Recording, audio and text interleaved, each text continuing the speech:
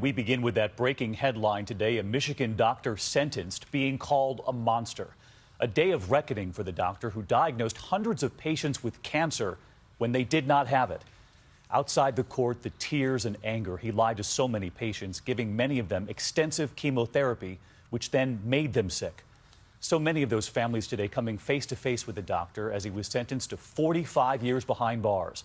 And you're about to hear what the doctor said to those families. ABC's Ron Claiborne leads us off. Judgment Day for the doctor who caused so much pain. Victims of Dr. Farid Fatah outside the courtroom where he was sentenced, hand in hand, then defiant. 45 years for the lives that he took. It just wasn't enough.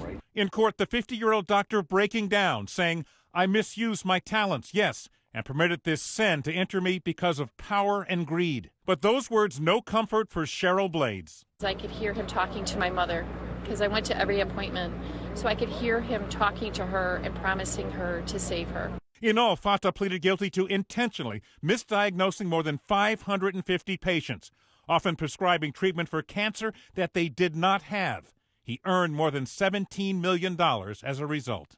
Dr. Fatah pounced on every opportunity to use a patient's body as a profit center. One of the patients, 53-year-old Monica Flagg. Stressful. It was extremely emotional. In 2013, Dr. Fatah told her she had cancer.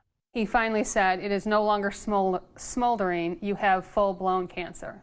She later learned from another doctor she was perfectly healthy. I did one chemo treatment. The others did so many that